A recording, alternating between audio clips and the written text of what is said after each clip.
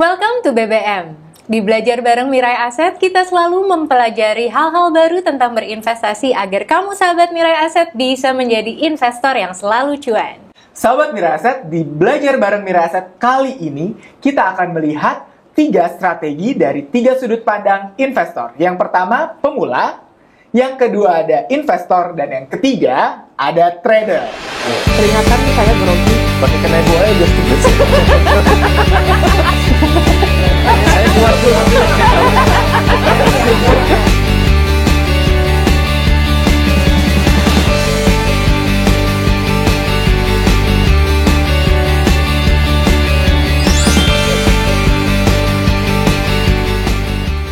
Hari ini spesial banget karena saya Alia Dimitri.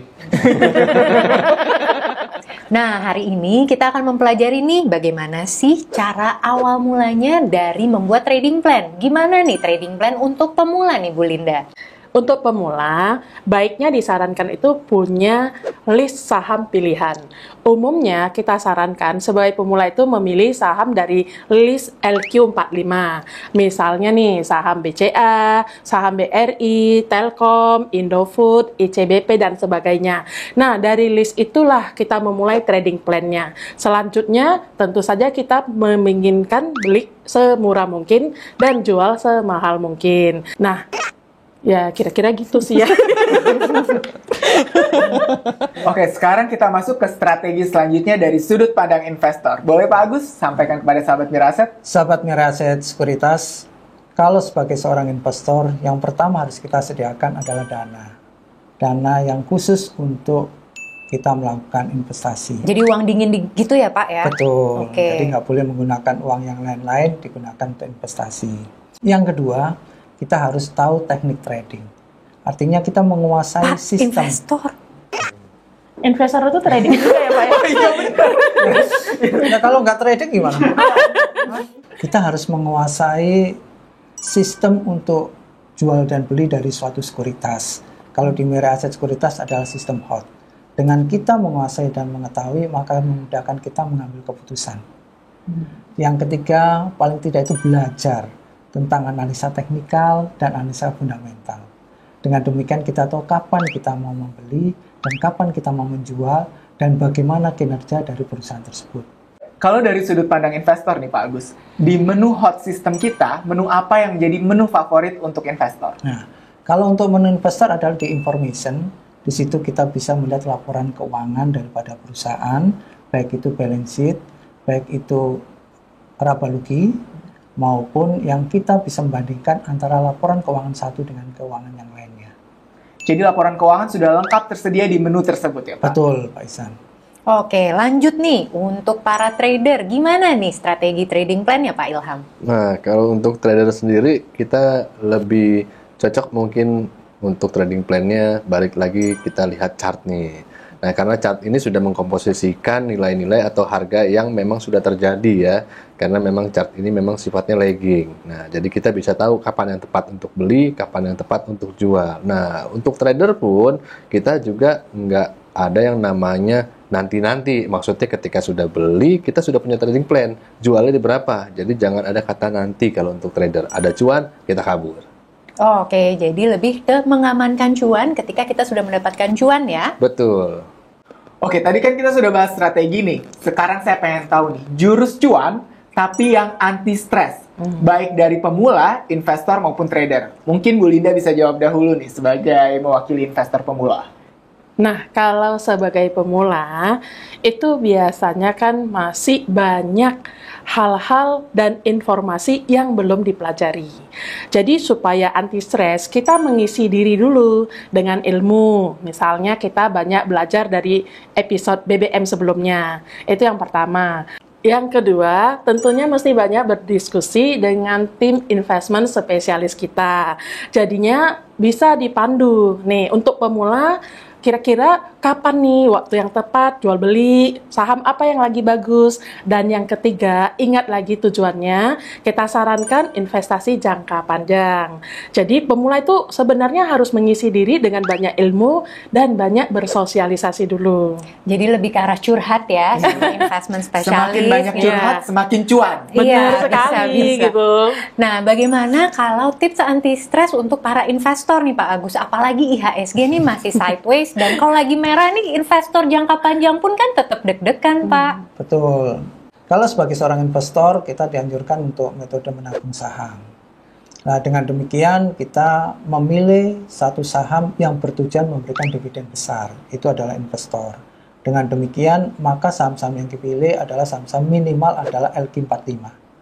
Dengan harapan ketika ada situasi yang indeks itu mengalami kenaikan atau penurunan, kita tidak terlalu stres. Oke, jadi jangan lupa juga ya tetap melihat indeks LQ45 yang direview setiap 6 bulan sekali ya Pak ya. Pak Agus, berarti kalau yang saya tangkap buat sahabat Mirai Aset, jangan lupa kalau beli itu jangan serakah ya Pak. Betul. Harus dicicil dulu nih pelan-pelan Alia. Ya, jangan cuma utang aja yang dicicil, tapi ternyata pembelian Saham saham juga juga, harus dicicil. dicicil. Selanjutnya nih, untuk para trader, gimana caranya anti stres nih kalau tiba-tiba saham pilihannya ternyata malah bikin loss nih Pak? Oke, nah biasanya trader yang stres atau tadi kita untuk antisipasi supaya kita nggak stres, kita lihat dulu marketnya ya. Oke. Jadi kalau kita trader nggak wajib dan nggak harus setiap hari kita harus transaksi, tidak juga, tergantung nanti marketnya. Kalau memang marketnya lagi collapse atau memang lagi downtrend, jangan dipaksain kita masuk ke dalam market tersebut. Oke, jadi jangan over trading. Betul. Oke. Atau kalau memang kita masih memaksakan diri, paling tidak hanya gunakan 30% maksimal ya dari modal yang kita punya. Yang biasanya mungkin kalau market lagi oke, kita masuk full power, tapi saat market tidak oke, kita bisa rem dengan kita tidak membeli atau batasi pembelian tadi dengan lot kecil. Agak kayak main game ya. Full power atau 30% aja nih powernya. Betul sekali. Kalau di bulan Mei ini cenderung wise semua kayaknya ya. Iya, narasumber tiba-tiba kita bijak ya. bijak Luar sekali. biasa. Nah, bulan Mei ini kan badai nih katanya, badai IHSG yang ternyata jeblok nih support 5.800 menuju 5.700. Nah, bagaimana cara bertahan melawan badai IHSG untuk pemula nih Bu Linda? Nah, kalau untuk pemula, seharusnya kalau saham makin murah, berarti itu sebuah kesempatan kan? Kita bisa membeli saham-saham bagus dengan harga yang murah. Nah, ini saatnya kita mengincar nih. Kita mengincar kira-kira sektor mana nantinya yang akan cepat balik gitu loh. Nah, kita tadi kan sudah mengisi list sahamnya dengan LQ45. Kita lebih spesifik lagi. Kira-kira dari list ini, sektor mana nih kira-kira nanti akan duluan naik gitu loh. Kita masukin, fokuskan di situ. Ini kalau harganya udah sangat murah, kita udah bisa mulai entry point untuk beli. Seperti itu. Nah, Gua nggak tahu nambahin. Oh iya, lo mau nambahin? Enggak. Oh, udah. Nggak tahu. Bu Linda, ini kan kadang-kadang sebagai investor pemula kita tidak bisa melihat nih sejauh mana dan selama apa badai itu cepat berlalu. Ini buat investor pemula nih apa nih tips dan triksnya nih? Nah, kalau sebagai pemula, kita mulai start kecil dulu. Misalnya dengan modal yang sedikit dulu, coba-coba dulu, misalnya 1 lot dulu. Ya setidaknya kita coba berani beli dulu gitu loh. Itu yang paling utama ya. Karena kalau kita cuma menunggu, kapan beliknya gitu loh. Kapan mulainya. Start saja dulu. Sekarang kita masuk nih, bagaimana cara bertahan di badai IHSG seperti ini bagi investor, Pak? Kalau bagi investor ini merupakan satu peluang dan kesempatan. Momen ya, Pak? Betul. Karena kita bisa mengevaluasi dari portofolio kita. Apakah sekarang sedang merah atau sudah hijau? Apabila itu merah, berarti kita punya potensi kerugian. Kalau kita punya dana, alangkah baiknya ketika harga murah ini kita bisa tambah. Yang disebut dengan average down. Dengan demikian kita akan mendapatkan harga yang terbaik untuk di masa yang akan datang. Jadi ini adalah momen dan peluang yang harus kita optimalkan. Betul. Nah, untuk para trader menghadapi badai IHSG, apakah ini juga momentum beli atau bagaimana nih Pak Ilham? Oke, nah kalau untuk para trader sebenarnya ini juga bisa menjadi momentum. Nah, bagaimana cara kita lihat momentum ini yang paling penting? Nah, momentum di sini kita bisa lihat time frame-nya dulu. Untuk jangka panjangnya, time frame panjangnya kita cukup lihat daily. Karena kalau trader kita lebih potensi untuk buy and sell ya. Jadi kita tidak perlu lihat weekly dan monthly-nya. Tapi daily ini pergerakannya sejauh mana, lalu kita pastikan untuk momentum buy-nya dengan time frame menit. Ya, jadi dalam istilahnya kalau daily-nya kita tahu dari hari ke hari dia sudah lower low, apalagi saat ini sudah berada di support. Nah, ini sudah jadi momentum yang cukup bagus untuk trader. Kita bisa buy and sell. Bapak-bapak dan ibu-ibu nih, biasanya kan tadi kita sudah bahas badai IHSG. Kita sering mendengar juga sell in May. Nah, setelah itu market biasanya di Mei memang diprediksi turun nih. Sebagai investor, pemula, dan trader, nah, psychological effect kan pasti ada ketika IHSG turun seperti ini. Nah, bagaimana sih cara menyikapinya? Apakah harus hold, cut loss, atau seperti apa? Mungkin dari Bu Linda dulu? Jadi kalau sebagai pemula, ini adalah momen untuk mempelajari dan mengamati bagaimana sih fenomena sell in May ini. Juga sebagai untuk pembelajaran ya, kapan nih waktu yang tepat untuk beli. Nah, untuk melatih keberanian ya tadi itu, mulai dengan satu lot. Kita mulai satu lot nih. Nanti kalau dirasanya situasinya mendukung nih ya, kita tambah beli lagi. Jadi sebagai pembelajaran untuk memulai langkah awal. Jadi buat investor pemula itu jangan trauma dan tiba-tiba amnesia ya, malah jadi harus pembelajaran. Benar sekali. Oke, cakep. Nah, untuk para investor nih, Pak Agus, kadang kan bermain dengan waktu nih, ya kan? Musuhnya adalah waktu, bahkan dikatakan bersahabatlah dengan waktu. Tapi kadang kita jadi tidak confidence dengan pilihan saham-saham yang sebenarnya bagus, tapi tiba-tiba jatuh nih. Gimana cara kita mengelola mindset tersebut? Ketika pertama kali kita akan menentukan sebagai seorang trader ataupun investor, itu mindset kita harus sudah terbentuk. Kalau seorang investor yang diutamakan itu sebenarnya adalah dividen, bukan capital gain. Jadi ketika sell in May, itu sebetulnya semakin banyak orang yang menjual dan itu adalah saham-saham bermarket kapital besar, itu adalah peluang bagi kita untuk mendapatkan harga yang murah. Dan apabila itu ada dana, maka inilah waktunya untuk kita membeli. Oleh sebab itu, ketika sell in May, cash adalah raja. Oke. Jadi harus pede sama punya duit ya. Betul. Jangan sampai bulan Mei nggak ada punya uang. duit. Oke, ini pelajaran yang bagus untuk tahun depan nih, Zan. Oke, sekarang kita masuk nih. Untuk psychological effect buat trader nih Pak, di sell in May ini seperti apa nih Pak?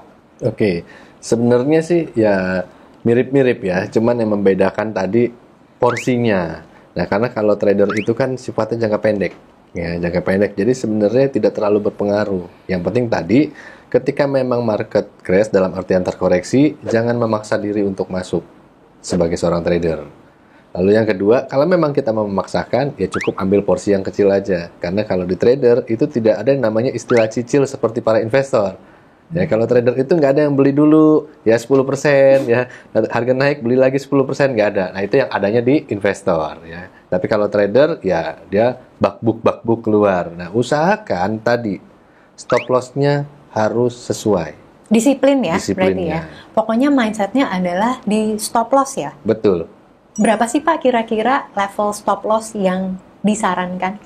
Disesuaikan dengan efektivitas sahamnya, karena setiap karakter saham beda-beda. Ada yang sehari dia bisa cuma naik 2-3%, ada yang mungkin yang kategori berkolesterol ya, atau kita sebutnya gorengan, dia bisa 10 bahkan sampai 20 ke atas persen. Nah, jadi disesuaikan dengan hal tersebut. Nah, tapi kalau untuk batasan yang normal sebenarnya kalau untuk trader, kalau kita nggak terlalu mengarungi market dengan lama, ya cukup 2% cukup saya rasa.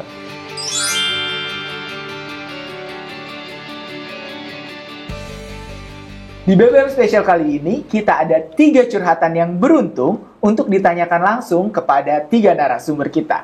Pertanyaan pertama dari Yuliana VT76.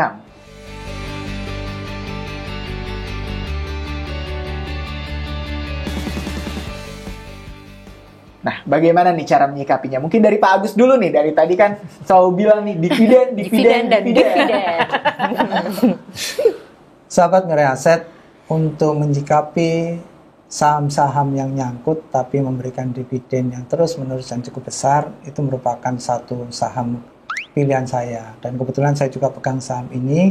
Lagi nyangkut nih Pak berarti? Sama. Oke, lagi nyangkut. Jadi gimana nih Pak Agus meyakinkan diri Bapak untuk tetap bertahan? Meyakinkan diri dan investor di luar Iya, sana. betul. Jadi karena kita sifatnya itu lebih cenderung kepada long term dan itu untuk jangka panjang, dan ini merupakan saham yang mempunyai market capital cukup besar dan sangat berpengaruh terhadap IHSG, maka saya cukup yakin untuk menyimpan ini. Dan bahkan kalaupun ada dana, kita ingin menambah untuk jumlah daripada lot saham tersebut. Oke, baik nih Pak. Percayalah, dividen pasti akan diterima pada waktunya. Semua ada waktunya ya. Oke, ini waktunya curhatan yang kedua nih dari Denny Ardiles. Kayaknya cocok untuk Pak Ilham.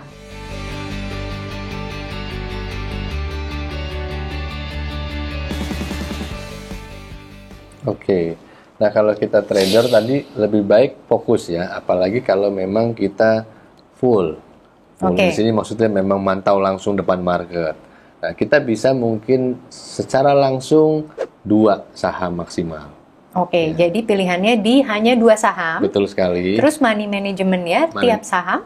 Kita bagikan porsinya, atau kita lihat pada saat market hari tersebut atau pada saat kita trading tersebut, porsi lotnya disesuaikan, karena tidak semua saham porsi lotnya sama. Ada mungkin saham yang murah, masih di bawah harga Rp100, mungkin 80-an, tapi porsi lotnya ratusan ribu. Nah, itu kita bisa masuk dengan partai besar. Tapi Oke. ada juga mungkin yang kita trading dengan porsi harganya mungkin sekitar di 800-an, tapi lotnya kecil-kecil. Nah, itu kan tidak bisa kita masuk dalam porsi yang besar. Tapi kita tahu, saham ini akan memberikan potensi keuntungan yang luar biasa buat kita pada saat waktu kita trading. Oke, jadi antara porsi lot dengan volume transaction yang berlangsung itu menjadi 2 kunci yang harus diperhatikan ya. Ya. Nah, selanjutnya pertanyaan terakhir, tapi ini kayaknya cocok untuk dijawab bareng-bareng nih. Dari Coco Giovanni.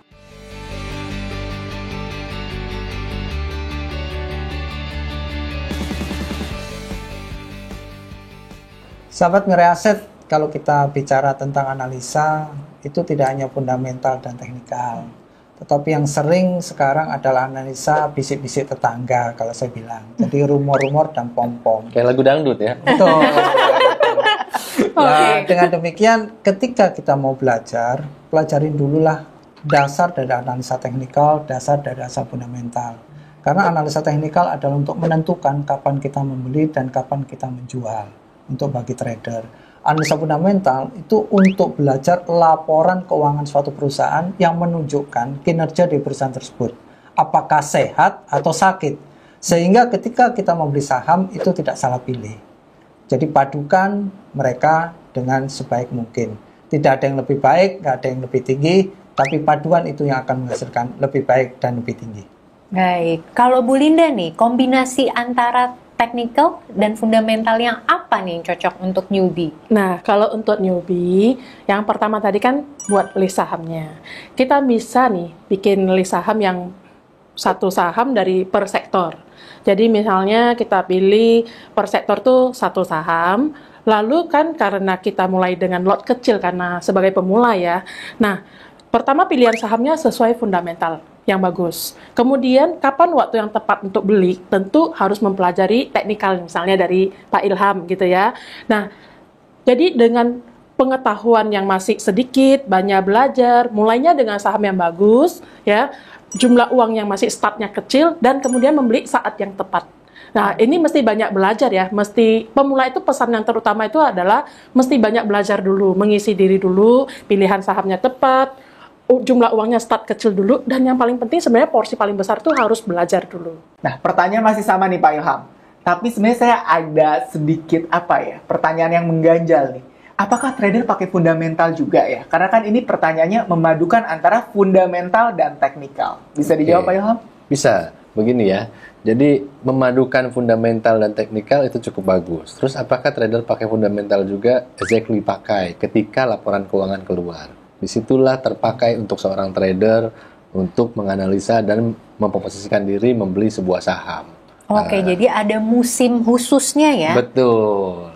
Nah, tapi kalau misalnya terkait pertanyaan dari sahabat Mirai Aset yang di Instagram official, nah kita pilihnya seperti ini. Secara fundamental, Q on Q, year on year bertumbuh. Oke. Nah, secara teknikal, lihatlah porsinya, karena ini kita bilangnya jangka panjang tadi ya, untuk investasi yang cari perusahaan yang akan lebih baik. Nah, secara time frame monthly, dia uptrend teknikalnya. Jadi fundamental juga bisa kepakai di teknikal ya. Iya. Saya pikir trader tuh tadinya cuma pakai teknikal doang loh Alia. Ternyata dua-duanya bisa dipadu-padankan tergantung dari perspektif dan strategi investasi sahabat Mirai Aset. Makanya penting banget kan untuk kita selalu belajar dari berbagai sudut pandang biar kita makin tahu nih style investasi apa sih yang cocok untuk kita. Jangan sampai salah pilih style investasi, ternyata dia pemula udah coba-coba jadi trader. Dan sebaliknya, ngapain jadi pemula? Enggak ya, nggak usah. Oke, langsung tutup aja deh. Iya, iya.